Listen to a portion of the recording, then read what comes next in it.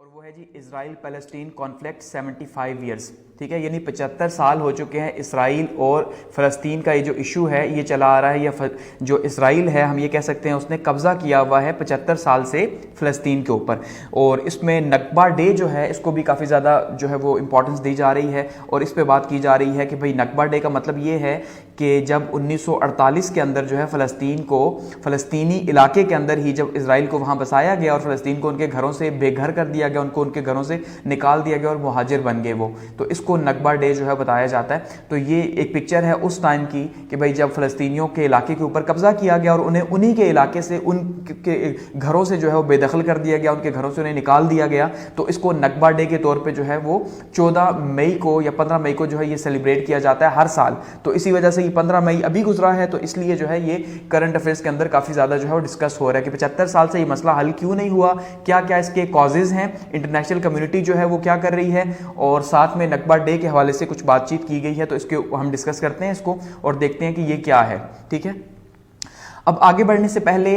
सबसे पहले तो आपका मैं थैंक्स कहना चाहूँगा, क्योंकि जो फीडबैक आप कमेंट्स की शक्ल में या लाइक्स की शक्ल में जो देते हैं वो बहुत ज़्यादा इंपॉर्टेंट है। वो इंपॉर्टेंट इसीलिए है कि उससे मुझे ये अंदाज़ा होता है कि आप इस तरह के टॉपिक्स देखना चाहते हैं। तो आप इसी तरह अपना फीडबैक जारी रखिए ताकि मुझे अंदाज़ा हो कि आप इस तरह के करंट अफेयर्स या वर्ल्ड अफेयर्स के जो टॉपिक्स हैं वो देखना चाहते हैं। तो स्टार्ट करते हैं। अब सबसे पहले आगे बढ़ने से पहले थोड़ा सा इसका इंट्रोडक्शन देख लेते हैं कि एक्चुअली में ये इसराइल के अंदर या इसराइल फ़लस्तीन का ये कॉन्फ्लिक्ट जो है वो कैसे स्टार्ट हुआ और क्या हो रहा है। ठीक है, तो अब यहाँ पे ये मैप है, आप इस मैप के अंदर देखिए, ये है 1947 का पैलेस्टाइन, यानी 1947 में ये जितना भी आपको नक्शा दिखाई दे रहा है ये सारा फ़लस्तीन था। ठीक है, जैसे हम बैतुल मक़दस कहते हैं या किबला अव्वल कहते हैं, जो हमारे लिए बहुत ज़्यादा मुसलमानों के लिए बहुत ज़्यादा अहम है, गो कि तीनों मज़हब के लिए है। वो इस्लामिक हिस्ट्री के अंदर डिस्कस कर चुका हूँ, यहाँ डिस्कस नहीं करूँगा। लेकिन 1947 के बाद से जब पार्टीशन हुई, जबकि एक साइड पे इसराइल बना दिया गया और कुछ हिस्सा बाकी जो है वो यूएन ने अपने कब्जे में ले लिया, बजाय इसके वो सिर्फ फ़लस्तीन बनाता, गो कि फ़लस्तीन ही था, लेकिन वो यूएन ने कहा ये हमारे कब्जे में रहेगा और एक हिस्सा उसको इसराइल बना दिया गया। ये पार्टीशन के वक्त की है, ये पार्टीशन से पहले की है।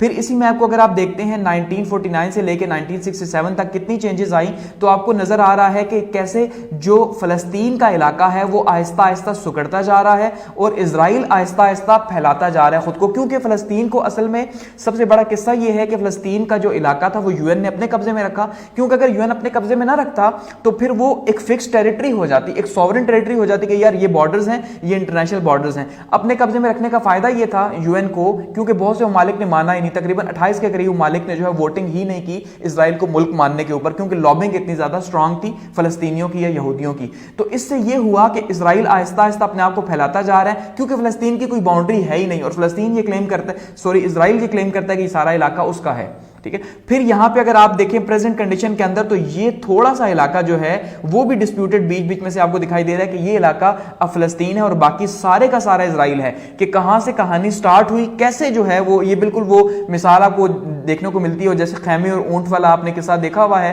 कि उसमें जो है वो ऊंट बाहर होता है लेकिन वो मालिक उसको घर के अंदर आने की इजाजत देता है, तो उसके बाद आहिस्ता आहिस्ता ऊंट जो है वो पूरे खैमे के अंदर होता है और मालिक बाहर हो जाता है। बिल्कुल यही हालात यहां पे भी बने हुए हैं। तो ये पूरी की पूरी एक गेम प्लान आप यहां देख रहे हैं पिक्चर के अंदर। अब हम देखते हैं इसराइल को, तो इसराइल बनता है जी मई 14 1948 को अपनी इंडिपेंडेंस का ऐलान करता है इसराइल, यानी 14 मई को वो आजाद होता है। और नकबा डे जो सेलिब्रेट किया जाता है वो 15 मई को हर साल सेलिब्रेट किया जाता है, और फर्स्ट टाइम 15 मई 1948 को इसे सेलिब्रेट किया गया, जबकि फ़लस्तीन इसराइल बना तो फ़लस्तीनियों को उनके घरों से निकाल दिया गया, क्योंकि देखिए इसी जमीन के ऊपर तो बना, तो फिर इन लोगों को निकाल के कहां किया, बाहर निकाल के किया। तो ये नकबा डे है। ठीक है, अब इसकी अगर हम थोड़ा सा ब्रीफ हिस्ट्री देखते हैं कि ये जो इसराइल है ये बना कैसे, तो इसका आगाज हुआ बिलफोर्ड डिक्लेरेशन से। जो ये बिलफोर्ड या बालफोर्ड डिक्लेरेशन है 1917 के अंदर जो होता है, जो ब्रिटेन था, जो उस टाइम पे बरतानिया था, जो वर्ल्ड वॉर फर्स्ट के अंदर, यहां पे थोड़ा सा इसको जरा आपने समझना है। देखिए वर्ल्ड वॉर फर्स्ट में क्या हुआ कि वर्ल्ड वॉर फर्स्ट में एक साइड पे ओटोमान एम्पायर थी और जर्मनी था, और दूसरी साइड पे जो ब्रिटेन है और साथ में उसके फ्रांस था। ठीक है, तो ब्रिटेन और फ्रांस ने क्या किया, वॉर जीत ली, ओटोमान एम्पायर को जो खिलाफत उस्मानिया थी उसको तोड़ दिया, और ये सारे के सारे मिडिल ईस्ट के, शाम, इराक के इलाके, सऊदी अरब के इलाके, ये उस खिलाफत उस्मानिया का हिस्सा थे, और इन खिलाफत उस्मानिया के हिस्सों को 1923 में तोड़ दिया गया था। तो वर्ल्ड वॉर सेकंड 1914 से 1918 तक रही। तो 1917 में यहूदियों की हिमायत हासिल करने के लिए किसने, जो ब्रिटेन था, बरतानिया ने यहूदियों की हिमायत हासिल करने के लिए एक अनाउंसमेंट की, एक पॉलिसी अनाउंसमेंट थी, बालफोर डिक्लेरेशन जिसे कहा जाता है कि अगर हम ये वॉर जीतते हैं कंप्लीटली तो हम क्या करेंगे, हम जो यहूदी हैं उनको यहां पे एक होमलैंड देंगे फिलिस्तीन के अंदर, जिनको निकाला हुआ एक जमाने से, ठीक है, जिनको निकाला जमाने से। तो ये यहां से असल में कहानी शुरू होती है 1917 से, बाल्फोर डिक्लेरेशन से। गो के है तो इससे भी पहले 1890 में जो है ये फर्स्ट टाइम एक कॉलम छपा था, उसके ऊपर आहिस्ता आहिस्ता फिर यहां पे लोग आना स्टार्ट हुए थे, लेकिन ये प्रॉपरली कहा गया। फिर अगर हम देखते हैं तो जब ओटोमान एम्पायर को डिवाइड किया गया वर्ल्ड वॉर सेकंड के बाद, तो दो मुल्कों ने, जो दो मुल्क थे जो अलाइड पावर्स में थे, एक फ्रांस था और दूसरा ब्रिटेन था। फ्रांस ने कुछ हिस्से के ऊपर मैंडेट अपना शो किया, यानी सीरिया, शाम का इलाका और लेबनान का इलाका फ्रांस ने अपने कब्जे में कर लिया, और इराक का इलाका जिसको उस टाइम पे मेसोपोटामिया कहा जाता था, दजला और फरात का जो इलाका था, इराक का इलाका और फिलिस्तीन का इलाका, ये आया ब्रिटेन या बरतानिया के कब्जे में। तो इसका मतलब फिलिस्तीन का इलाका किस कब्जे में था, बरतानिया कब्जे में। अब क्या होता है कि आहिस्ता आहिस्ता वहां पे यहूदी आना स्टार्ट हो जाते हैं फिलिस्तीन के अंदर, और वहां पे उस इलाके के ऊपर अपना कब्जा स्टार्ट कर देते हैं, और पीछे गेम प्लान उसी तरह से चल रहा होता है। तो फिर स्टेप 1 के तौर पे क्या होता है जी, पार्टीशन रेजोल्यूशन जो है, जब यूएन बनता है 1945 के अंदर, तो उसके बाद से फिर आहिस्ता आहिस्ता ये प्रोसेस तेज होता है, और यूएन 29 नवंबर 1947 को एक रेजोल्यूशन पास करता है यूएनजीए में, यूनाइटेड नेशन जनरल असेंबली के अंदर, और उस रेजोल्यूशन को अडॉप्ट किया जाता है जी 181 के तौर पे, यानी उसका रेजोल्यूशन नंबर 181 है। और इस रेजोल्यूशन में ये कहा जाता है कि भाई जो फलस्तीन है उसमें अब इसराइल की एक रियासत बनाई जाएगी। फलस्तीन का तो खैर उस टाइम पे क्या वजूद था, एक इलाका जो था, उसमें कहा गया कि यहां पे एक रियासत बनाई जाएगी, किसकी, इसराइल की, यानी इसराइल की क्रिएशन के लिए ये यूएन के अंदर एक पार्टीशन रेजोल्यूशन जो है वो दी जाती है कि भाई 2 हिस्सों के अंदर इसको तकसीम कर दिया जाएगा। वो कि 2 हिस्सों में तकसीम करते फिर भी बात बनती, लेकिन उन्होंने ऐसा नहीं किया कि इसराइल को दे दिया और दूसरे की बाउंड्री सेट नहीं की। ये तो होता है स्टेप 1। उसके बाद क्या होता है जी, ब्रिटिश क्या कहता है जी, ब्रिटिश 1948 में जो है वो लेफ्ट कर देता है, छोड़ देता है फिलिस्तीन को। फिलिस्तीन को छोड़ने का मतलब यही है कि उसने वो कंट्रोल जो है वो दे दिया इजराइल को, और फिलिस्तीन का इलाका उसने छोड़ दिया, जैसे यहां पे हम देखते हैं कि पाकिस्तान के अंदर भी ऐसा ही हुआ। तो उसके बाद जो डेविड बेन गोरिजन है, इसने क्या किया, जो लीड कर रहा था ज्यूइश एजेंसी को, इसने अनाउंस कर दिया कि भाई आज से फिलिस्तीन हमारा है, और इन्होंने रातों रात यानी 15 अगस्त की रात को या 14 अगस्त की रात को ही डिक्लेरेशन ऑफ इंडिपेंडेंस भी जो है वो साइन कर दिया, और ये अनाउंस कर दिया कि भाई आज से हमने इसराइल की क्रिएशन कर दी। और उसी दिन हैरी ट्रूमैन जो यूएस के प्रेसिडेंट हैं, उन्होंने क्या किया जी, हैरी ट्रूमैन ने एक्सेप्ट कर लिया, कबूल कर लिया, क्योंकि इतने बड़े मुल्क ने जब कबूल कर लिया कि भाई हाँ हम इसराइल को जो है वो एक आजाद रियासत के तौर पे, ठीक है, कबूल करते हैं, तो इसका मतलब यह है कि बाकी सारे उनकी हिमायतियों ने और जितने भी यहूदियों की लॉबिंग हो रही थी पिछले 20-25 साल से, उन सब ने उसको कबूल कर लिया। तो इस तरह से इसराइल जो है वो वजूद में आ गया, जबकि फिलिस्तीन का कहीं कोई नामो निशान हमें उस टाइम पे नहीं मिला, ठीक है। तो ऐसे में क्या हुआ कि नकबा डे हुआ 15 तारीख को, इसराइलियों ने क्या किया, फिलिस्तीनियों को उन्हीं की होमलैंड से निकाल दिया, जिसको नकबा डे के तौर पे सेलिब्रेट किया जाता है। यहां तक बात समझ आ गई। इसके बाद इसी में 1948 में ही क्या हुआ कि भाई सिविल वॉर तो पहले से जारी थी वहां पे, जब ब्रिटिश वहां से जाने लगा था, तो 15 तारीख से ही जो है वहां पे एक वॉर स्टार्ट हो गई, और वॉर स्टार्ट हुई उसके नतीजे के तौर पे अरब इजराइल वॉर थी, जिसमें 5 अरब कंट्रीज थे, उनके मुकाबले में इसराइल था, जो कि इसराइल जीत गया वॉर, क्योंकि उसको अमेरिका की हिमायत हासिल थी, और इस तरह से इसराइल की जो है वो बुनियाद रख दी गई, ठीक है। ब्रीफली समझ गए आप, यानी कि कहानी स्टार्ट होती है 1917 से, बाल्फोर डिक्लेरेशन से। उसके बाद ओटोमान एम्पायर के 2 हिस्से कर दिए जाते हैं, जो हिस्सा फिलिस्तीन का था वो ब्रिटिश एम्पायर के पास जाता है, ब्रिटिश 1948 में यहां से चले जाते हैं। उससे पहले यूएन एक रेजोल्यूशन पास करता है जिसमें वो इसको तकसीम करने की बात करता है, फिर इसको तकसीम कर देता है, और इस तरह से क्या होता है जी कि 1948 के अंदर 15-14 मई 1948 को इसराइल अपनी आजादी का ऐलान कर देता है। ये हो गया इसकी सारे का सारा जो है वो क्रिएशन। अब देखते हैं नकबा डे के हवाले से, या ये 75 साल का जो कॉन्फ्लिक्ट है इसमें क्या क्या हो रहा है करंट अफेयर्स के हवाले से। हिस्ट्री में हम नहीं जाएंगे, ठीक है, क्योंकि हम करंट अफेयर्स को डिस्कस कर रहे हैं उस हिसाब से। तो देखिए यहां पे प्रॉब्लम क्या है, इशू क्या है जी, इशू ये है कि पैलेस्टीनियन रेफ्यूजीज जो हैं, सबसे नकबा डे का मसला ये है कि लाखों लोगों को उनके घरों से बेघर करके निकाल दिया गया, ठीक है, और अब भी वो मुसलसल जो है वो उधर इधर घूम रहे हैं, अपने ही जमीन से उनको निकाल दिया गया। तो इशू क्या है, Palestinian refugees has been a significant obstacle to achieving the lasting peace agreement between Israel and Palestinians. कि सबसे बड़ा मसला इस टाइम पे ये है कि ये जो मुहाजिर हैं ये दरबदर हो चुके हैं, और अभी तक कोई भी ऐसा जो है वो डिक्लेरेशन या कोई भी इस तरह से सेटलमेंट नहीं हो सकी जिसमें ये मुहाजिर जो है ये फिलिस्तीन अपने घरों को वापस जा सके, क्योंकि फिलिस्तीन के ऊपर तो कब्जा हो चुका। तो सबसे बड़ा मसला ये है कि ये मुहाजिर ही बने हुए हैं पिछले 75 साल से। Implementation of United Nations general assembly resolution 194, United Nations ने दिसंबर 1948 में एक रेजोल्यूशन पास की जिसको 194 नंबर दिया गया, यानी जब तस्लीम कर लिया उन्होंने, किसको जी, इजराइल को तस्लीम कर लिया, तो उसके बाद उन्होंने दिसंबर में एक रेजोल्यूशन पास की जिसमें कहा गया कि फिलिस्तीनियों को जो अपने घरों से निकाला गया है, ये जो फिलिस्तीनी मुहाजिर हैं, इन मुहाजिरीन को वापस रीसेटल किया जाए। Return to Palestine's refugees has been a subject of negotiation and consultation, कि उसके बाद से अब ये सारे का सारा मामला तब से जो है डिस्कशन में लगा हुआ है, लेकिन अभी तक इजराइल ने कोई बात नहीं मानी यूएन की, सिवाय इसके कि उसने जब इजराइल ने ये कहा कि हमने तुम्हें आजाद किया तो उसने कहा भाई ठीक है ओके जी, वो मान ली, बाकी कोई बात नहीं मानी। अब इसमें फर्स्ट पॉइंट क्या है, historical background and negotiation on the right of return, कि हम मुहाजिरीन को सामने रख रहे हैं कि ये फिलिस्तीन के जो मुहाजिरीन हैं, तो इसका अगर हम हिस्टोरिकल बैकग्राउंड देखते हैं तो 2001 के अंदर Israel and Palestine were engaged in negotiation regarding the implementation of UN general assembly resolution 194, के 2001 के अंदर जो है ये एंगेज हुए इजराइल और फिलिस्तीन दोनों साइड से, और इन्होंने ये कोशिश की, असल में कोशिश दुनिया को दिखाने के लिए थी, अदरवाइज कोशिश नहीं हुई, तो इन्होंने ये कोशिश की 2001 में कि हम ये जो मुहाजिरों की सेटलमेंट है इसको सेट कर सकें, या इसको यूएन की रेजोल्यूशन के अकॉर्डिंगली सेट कर सकें और फिलिस्तीनियों को इनके घरों को वापस आने दें। इस रेजोल्यूशन में अगर हम देखते हैं नकबा डे के हवाले से, फिर हम इसमें इश्यूज क्या देखते हैं जी, rejection of rights of return by Israel, कि इजराइल क्या कर देता है, वो नेगोशिएशन जरूर होती हैं लेकिन इजराइल इसको रिजेक्ट कर देता है। कैसे रिजेक्ट कर देता है उसमें देखिए, Israel has consistently rejecting the right of return and impeded the return of Palestinian refugees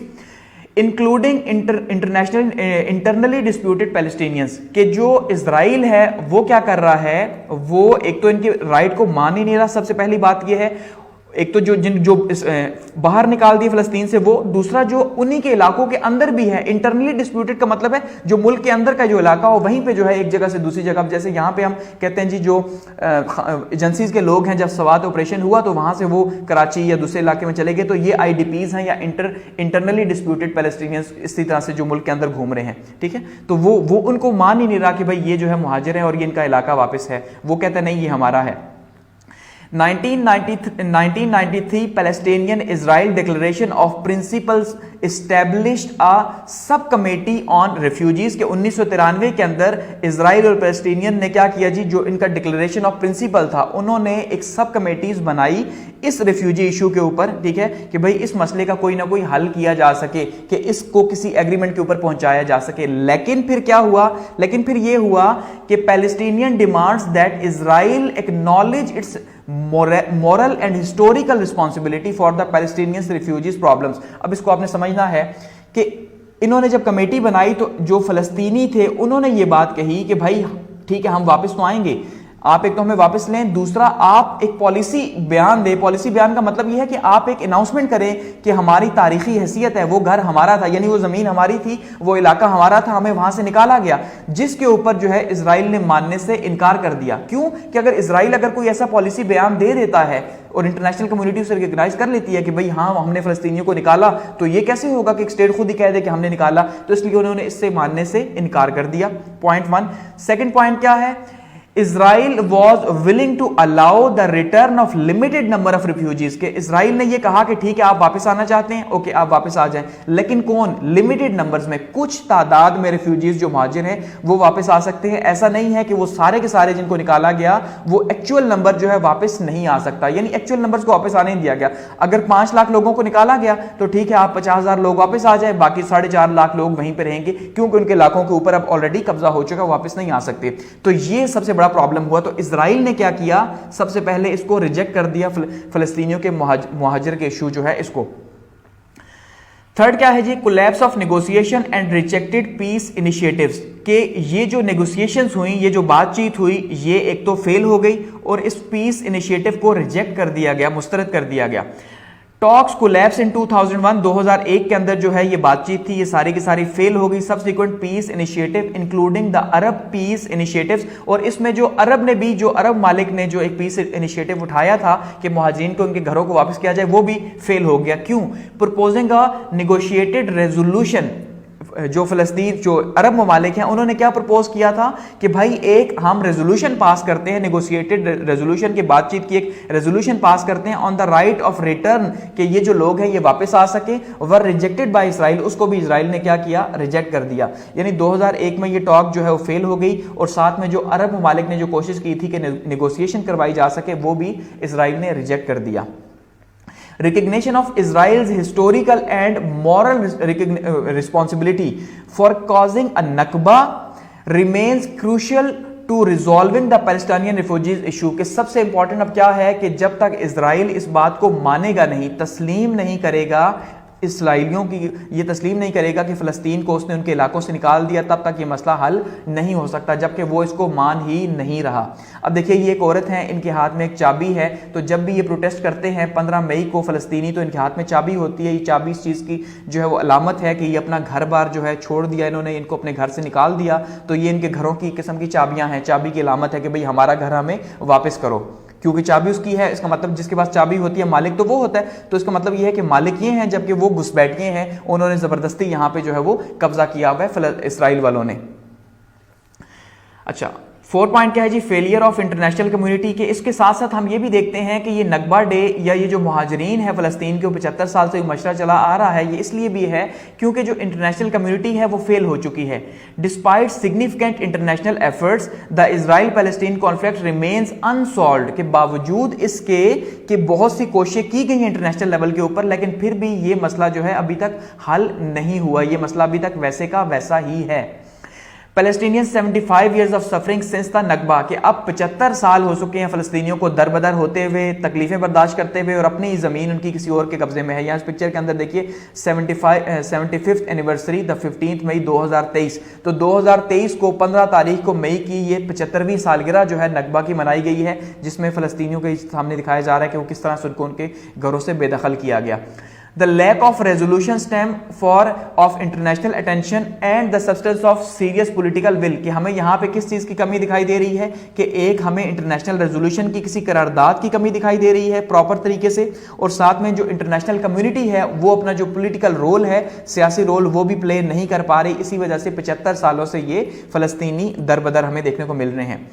fifth क्या है जी, challenging and prejudices in international engagement, कि अब हमें क्या तासुब देखने को मिलता है और क्या क्या चैलेंजेस हैं इंटरनेशनल कम्युनिटी को जोड़ने के लिए। पहला चैलेंज है international actors often lacked understanding of the situation in relied of the myths and misconceptions, कि सबसे पहला प्रॉब्लम यह है कि फ़लस्तीनी जो है उनके मसले को आज तक इंटरनेशनल कम्युनिटी ने समझा ही नहीं। उसने सिर्फ इसे एक मिथ के तौर पर लिया, किस्से कहानियों के तौर पर, जैसे हम पाकिस्तानी भी शायद इसे किस्से कहानियों के तौर पर लेते हैं कि भाई मुहाजिरों को, जो फ़लस्तीन है उसको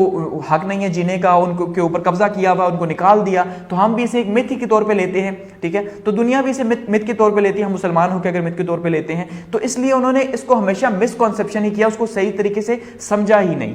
दूसरा प्रॉब्लम क्या है चैलेंजेस में से, prejudices are colonial mentality prevented Palestinians from being recognized as a people with rights, कि ये जो तासुब है, तासुब का मतलब क्या है, क्योंकि ये मुसलमानों का मसला है तो सारे पावरफुल लोग जो है वो नॉन मुस्लिम्स हैं और वो यहूदियों को उनको सपोर्ट भी हासिल है। तो इसलिए प्रॉब्लम ये है कि ये जो हमारी जो कॉलोनियल माइंडसेट की मेंटालिटी है,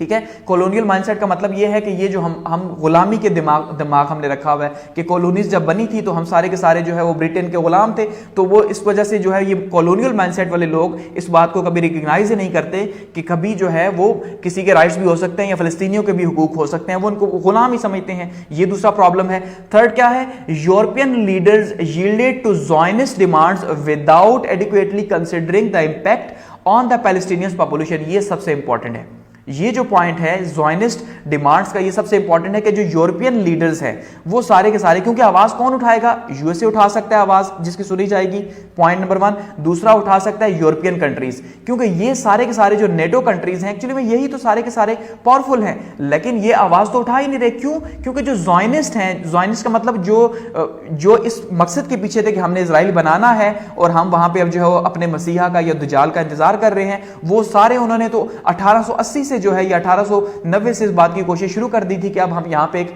इसराइल बनाएंगे, और जिसके तहत हम ये कहते हैं कि ग्रेटर इसराइल का भी प्लान है कि जिसमें उन्होंने जो है वो बाकी शाम और इराक के इलाकों को भी अपने कब्जे में करना है। तो ये ज़ायनिज़्म जो है उन्होंने क्या किया हुआ, सारी दुनिया को कब्जे में लिया हुआ है, इस वजह से उनकी बात कोई सुनता ही नहीं। तो ये चैलेंजेस हैं इसराइल का मसला ना हल होने के लिए।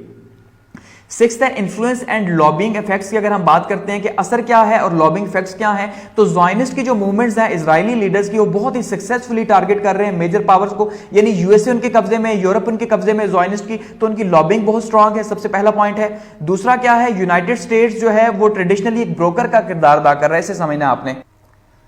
अब ब्रोकर या दलाल जो है उसका किरदार किस तरह से जो है वो अदा कर रहा है यूनाइटेड स्टेट्स। देखिए ब्रोकर कैसे कहते हैं, ब्रोकर कहते हैं हम दलाल को, या दलाल का मतलब क्या होता है, एक थर्ड पार्टी। अब गो कि ये नेगेटिव वर्ड भी यूज किया जाता है, और जैसे स्टॉक एक्सचेंज के अंदर अगर हम बात करते हैं तो वहां पे ब्रोकर्स होते हैं कि एक बंदा जो है वो कॉल करता है, वहां से उसके बिहाफ पे शेयर्स ले लेते हैं स्टॉक एक्सचेंज से बीच में आके, तो बिल्कुल ये बीच का एक रोल प्ले कर रहा है। लेकिन एक्चुअली में ये यूनाइटेड स्टेट्स जो है ये सपोर्ट कर रहा है किसको,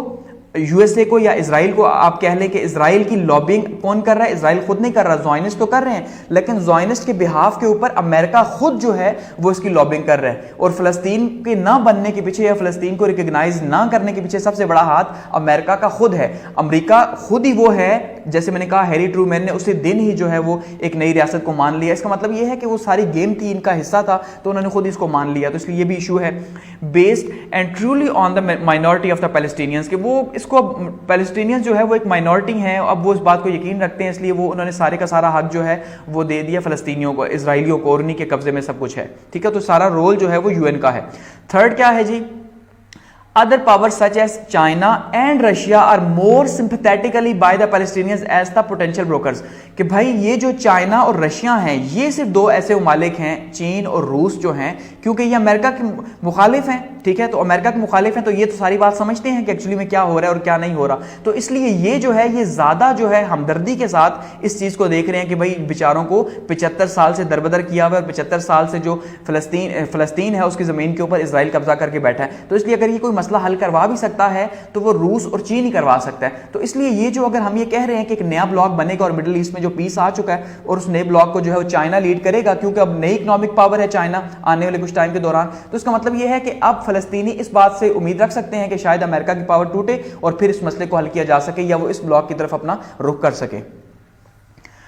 7 है जी, इंटरनल एंड एक्सटर्नल चैलेंजेस क्या हैं, अंदरूनी और बैरूनी जो हैं वो चैलेंजेस क्या हैं इसको, मुहाजिरों को या फलस्तीन के मसले को। तो पहला चैलेंज क्या है, Israeli leaders have failed to make serious offers to Palestinians to acknowledge their wrongs, कि सबसे पहला मसला यह है कि इजरायली इस बात को मानने को ही तैयार नहीं है कि भाई हम इनके साथ कुछ गलत कर रहे हैं। वो ये समझते हैं कि ये जमीन उनकी है, और क्योंकि ये तौरात के अकॉर्डिंगली वो तो उनको मानते हैं। ठीक है जी, तौरात को तो कहते हैं तौरात के अकॉर्डिंगली ये किताब में लिखा हुआ है कि ये जमीन दजला और फरात के बीच की तुम्हें दे दी, तो इसलिए हमने सिर्फ ये नहीं है कि हमने फलस्तीन की जमीन हासिल करनी है बैतुल मकदस की, बल्कि हमने तो ग्रेटर इसराइल का जितना भी इलाका है दजला और फरात के दरियाओं के बीच का वो सारा हासिल करना है। तो वो मानने को तैयार नहीं है, पहली बात। दूसरा क्या है, supporters of Palestinians have often been divided hindering a united front for resolution, कि ये भी बहुत बड़ा प्रॉब्लम है कि फलस्तीनी खुद भी एक जगह पे जो है वो कहीं पे मौजूद नहीं है, इसलिए उनके बीच में यानी कि इत्तफाक या इत्तेहाद मौजूद नहीं है, जिस वजह से उनकी बात को आगे नहीं पहुंचाया जा रहा।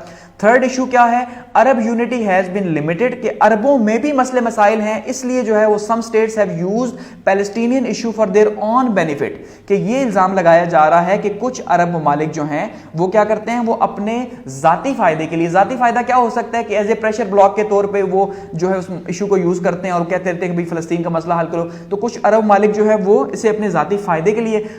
इस्तेमाल करते हैं, ना कि उसके हल के लिए। चौथा मसला क्या है, the power imbalance between Israel and Palestine have favoured Israel, कि ये जो बैलेंस का तवाजुन ना होना है, बैलेंस का तवाजुन का मतलब ये है कि देखिए इजराइल एक मुल्क है जिसको यूएन ने अपने उसके अंदर चार्टर के अंदर तस्लीम किया हुआ है, लेकिन फलस्तीनियों को 28 मुल्क तो मान ही नहीं रहे, इसलिए फलस्तीन का मुल्क की तो कोई ना टेरिटरी है ना और कुछ है, ये डिस्प्यूटेड एरियाज को कहा हुआ है, यानी जिसके ऊपर यूएन जनरल असेंबली जो है वो जब वोटिंग करवाती है तो जो मालिक उसके हक में ना हो, जब वो अपना वोट यूज करते हैं आप अनअक्यूज्ड ने, जैसे पाकिस्तान जब बना था तो अफगानिस्तान ने कहा था कि भाई हम इसे नहीं मानते क्योंकि ये जो इलाका है ड्रूड लाइन का ये हमारा है। तो ऐसे में 28 ममालिक को इसके ऊपर एतराज़ है, तो ऐसे में ये डिस्प्यूटेड लैंड ही रहेगी। और 28 ममालिक वो हैं जिनकी लॉबिंग की हुई है ज़ायनिज़्म ने या इजराइल लोगों ने की हुई है। तो इसलिए तो बराबरी तो हो ही नहीं सकती, एक साइड पे एक मुल्क है और दूसरी साइड पे कुछ नहीं है। तो आपने मैप में देख लिया कैसे हो रहा है। तो ये बराबरी ना होना भी इसराइल को फायदा दे रहा है कि वो अपर हैंड पे है, इसलिए वो जो मर्जी कर रहा है वो कर रहा है। और 5 क्या है जी, the international community has failed to enforce its own laws and resolution with it comes to Israel, कि जब इजराइल की बात आती है तो इंटरनेशनल कम्युनिटी जो है वो अपने ही कवानीन को जो है वो नाफिज नहीं करवा सकती। तो नाफिज कैसे करवाएगी? सीधी सी बात है कि यूएन जो है वो किसने बनाया, हम ये मानते हैं शायद ये कॉन्सेप्ट है, आप डिसएग्री कर सकते हैं कि भाई यूएन भी बनाने वाले यही लोग थे सारे के सारे जिन्होंने इजराइल बनाया, तो हर पावरफुल चीज के पीछे यही है, तो अल्टीमेटली ये मसले मसाइल हल नहीं हो सकते।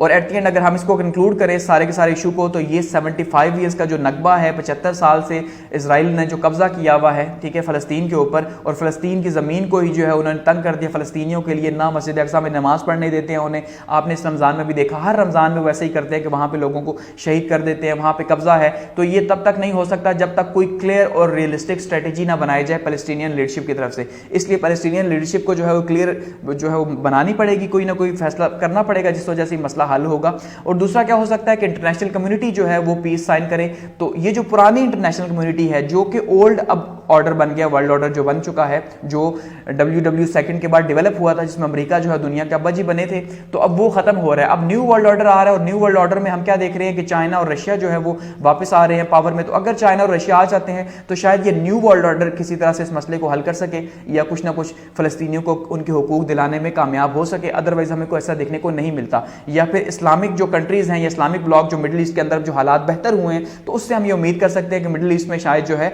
कोई ऐसा पॉजिटिव रोल सऊदी अरब या कोई और कंट्री प्ले कर सके मिलके, कि वो जो है वो इसराइल को टफ टाइम दे सके। तो ये हमारा था जी 75 ईयर्स जो है वो कॉन्फ्लिक्ट के, इसराइल और फ़लस्तीन के बीच में, या नकबा डे का।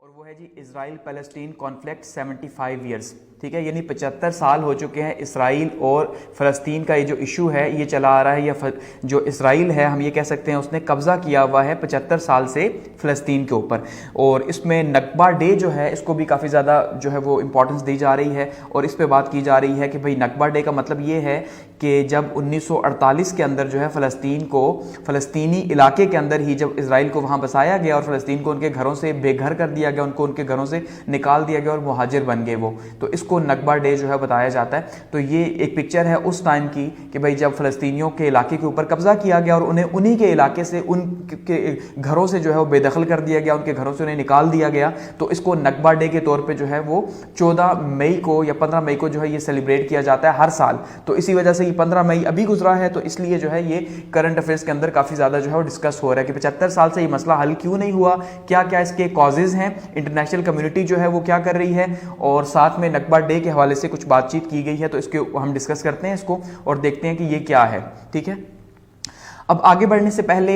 सबसे पहले तो आपका मैं थैंक्स कहना चाहूँगा, क्योंकि जो फीडबैक आप कमेंट्स की शक्ल में या लाइक्स की शक्ल में जो देते हैं वो बहुत ज़्यादा इंपॉर्टेंट है। वो इंपॉर्टेंट इसीलिए है कि उससे मुझे ये अंदाज़ा होता है कि आप इस तरह के टॉपिक्स देखना चाहते हैं। तो आप इसी तरह अपना फीडबैक जारी रखिए ताकि मुझे अंदाज़ा हो कि आप इस तरह के करंट अफेयर्स या वर्ल्ड अफेयर्स के जो टॉपिक्स हैं वो देखना चाहते हैं। तो स्टार्ट करते हैं। अब सबसे पहले आगे बढ़ने से पहले थोड़ा सा इसका इंट्रोडक्शन देख लेते हैं कि एक्चुअली में ये इजराइल के अंदर या इजराइल फ़लस्तीन का ये कॉन्फ्लिक्ट जो है वो कैसे स्टार्ट हुआ और क्या हो रहा है। ठीक है, तो अब यहाँ पे ये मैप है, आप इस मैप के अंदर देखिए, ये है 1947 का पैलेस्टाइन, यानी 1947 में ये जितना भी आपको नक्शा दिखाई दे रहा है ये सारा फ़लस्तीन था।